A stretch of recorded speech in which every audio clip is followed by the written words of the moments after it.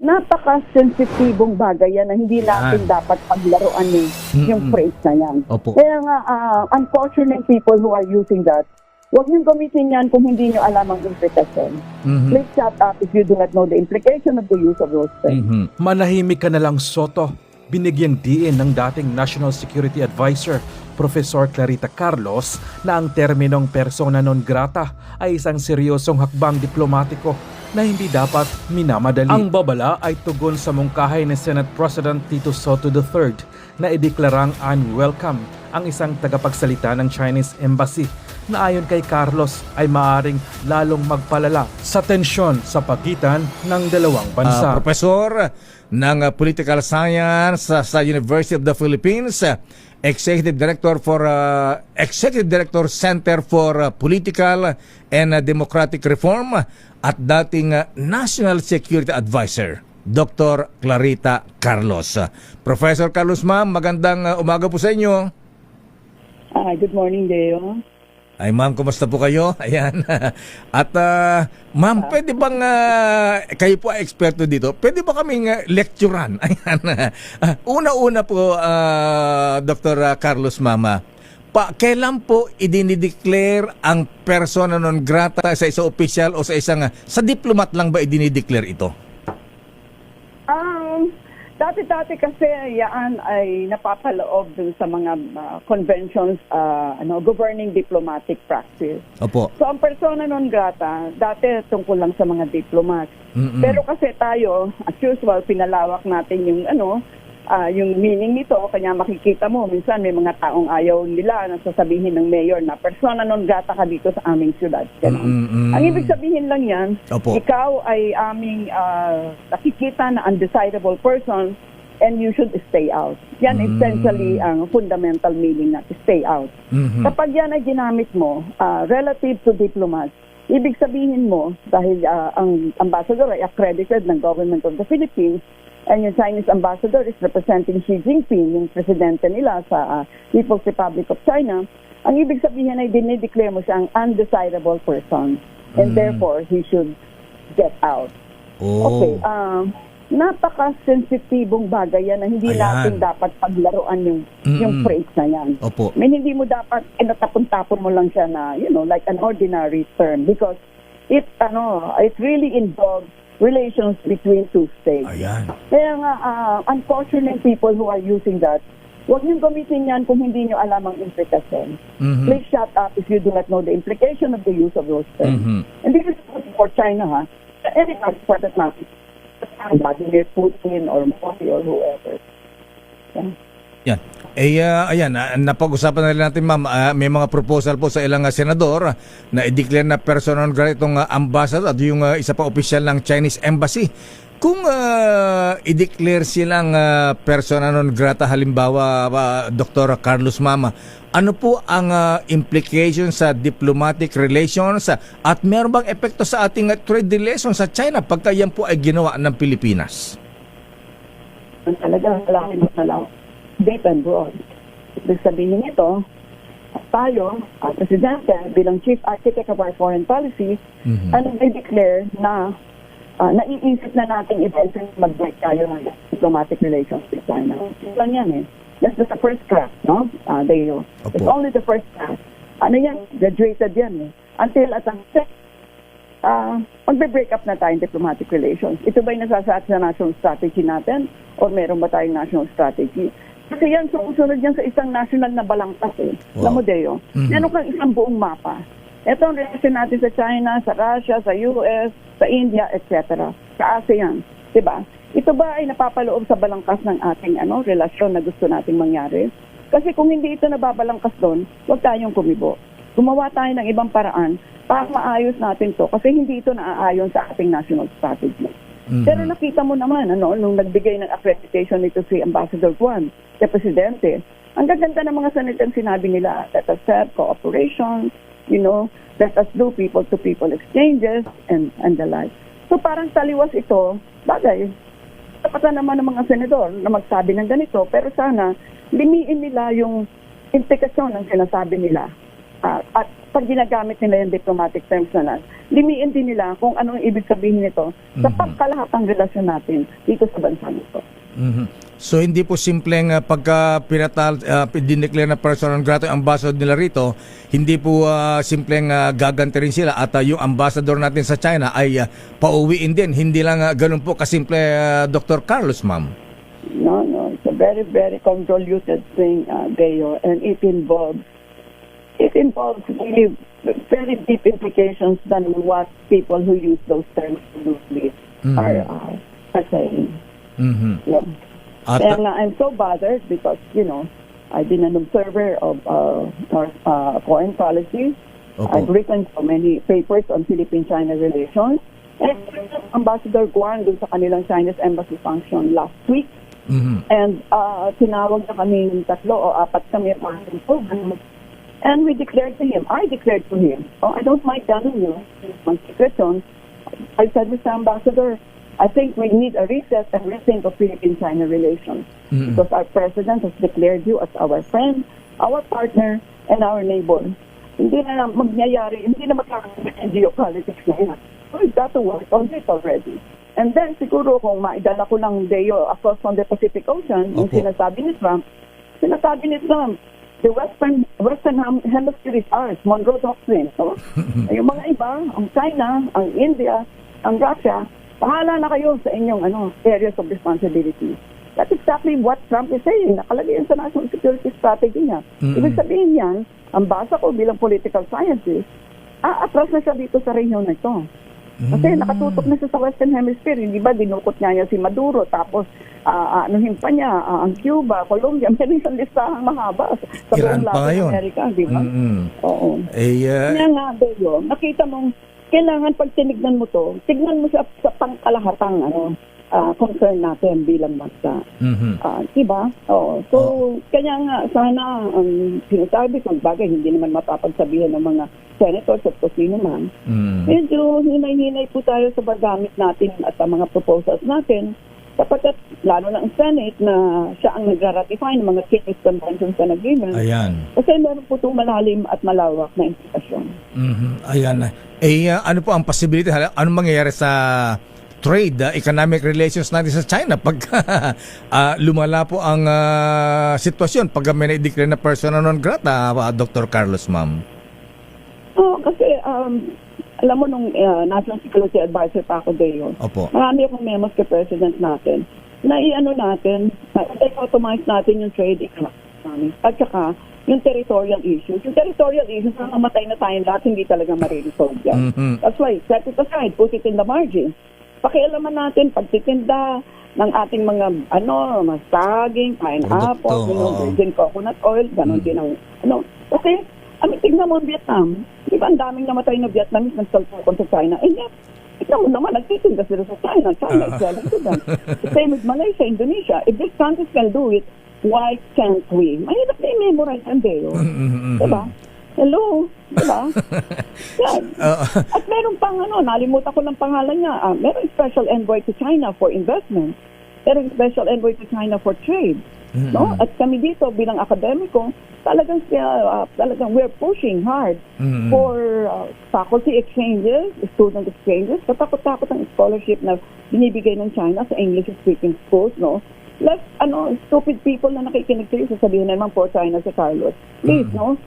Isipin niyo po yung sinasabi ko. Ako po academic. Di po ako pwedeng pro or anti. Sinasabi ko lang sa inyo na ang China ay kung hindi po maglilipatan ng mga isla at kontinente. Andiyan po yan, neighbor po natin yan across from the South China Sea. Kung hindi po natin mapagkaanuhan, we cannot agree upon, set it aside, put it in the margin. And pag-isipan natin na palaguin natin, no? By the way, Deo, sinabi ko pala sa ambassador, kasi bago siya Sa ambassador, for your information, I hope you don't mind, sabi ko, there is a MOA between Philippine Coast Guard and Chinese Coast Guard. In fact, kayo na yung time nyo nang mag-host. Kasi yan, Deo, Manila-Beijing. Na-discover ko yan ng NSA ako dahil nagsaliksik din ako. Abay, may MOA pala kayo. Mag-usap kayo kasi may legal framework na. Ganon ba? Meron talaga. It's there. I saw the document. There is already a legal framework, no? So, Pero ang problema, Dr. Clarita Carlos, ma'am, ay yung aligasyon na para tayong binubuli ng China sa West Philippine Sea. Ayan. So, paano mareresolve ba kaya ito? May paraan pa ba para maresolve ba yan? Pero sabi niyo, para mahirap. Alam mo, nung si Wang Xilian pa lang ang president, ang ambassador, tahasan kong sinasabi sa kanya, nung NSA pa ako, yung 100 militias niya, i-reduce niyo yan sa, I don't know what number, may 50 or 80 or 70. Goodwill yan. Matutuwa kami sa inyo.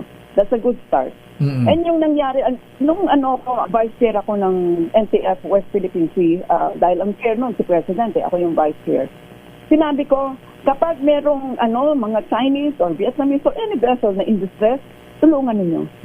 Nakita mo meron silang tinulungan mga yes, ma'am. Opo, tama po. Oo, ang ganda. Sabi ko, tulungan ninyo kasi dyan nag-uumpisa yung tinatawag na people-to-people exchanges. Alam mo, Deo, hindi siguro pagmamalaki. Nung president ako ng National Defense College in 1998, yan na yung tono ng aking mga memos kay Secretary Mercado noon, siya yung SMD noon. Tungkol sa paano natin ma-reframe ang Philippine-China relations. I have not changed. How long ago is 1998, Deo? Pareho pa din sinasabi ko. Diba? I'm saying the same thing because that is the one that is most productive. Huwag nating pakialaman yung high politics ng territory at sovereignty. Hindi po ma-resolve yan. No one owns anything. Ang pakialaman natin yung low politics, L-O-W, politics ng exchanges of goods, exchanges of people, exchanges of students, exchanges of professors like me. Di ba ang ganda ng Deo? Tama po. Kasi napakahirap. Di ba, naalala ko noon, noong nagalit ang China, hindi pinapasok yung mga saging natin doon. Nasaktan tayo doon nung nabulok yung mga saging na ipinapadala sa China. Professor, nagkaroon po ng hidwa noon. Di ko alam kung kanino administration yon. Parang kay Aquino noon. Ganyan din naman ginawa niya sa, di ba, ganyan din ginawa niya sa Australia, hinarang niya lahat ng mga wine ng Australia. Pero, if China can do it, if China can do the economic card, huwag tayong tatanga-tanga. Gamitin din natin ang economic card natin. Di ba?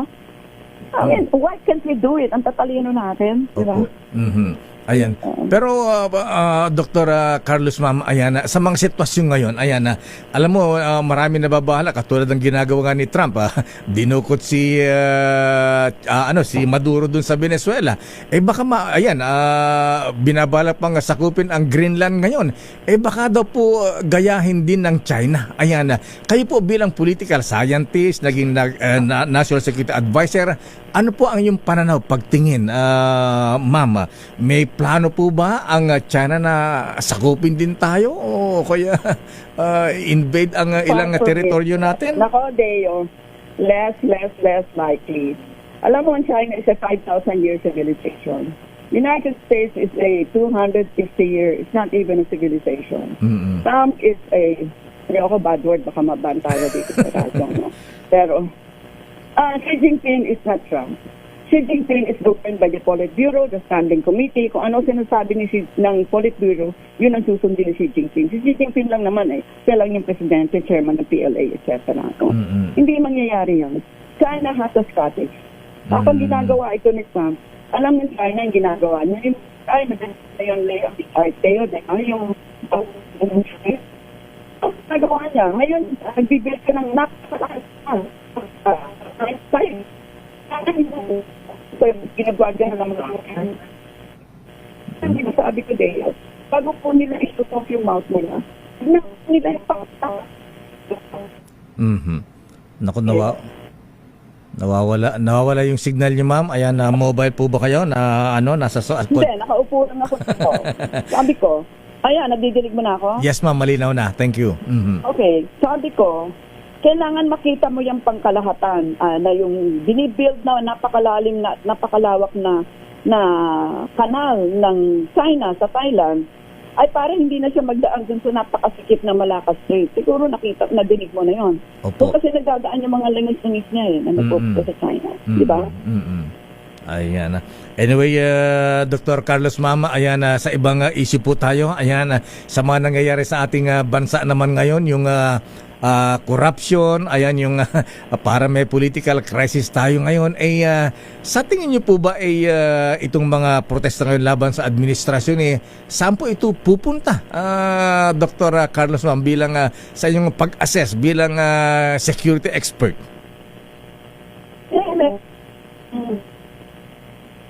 Am I clear?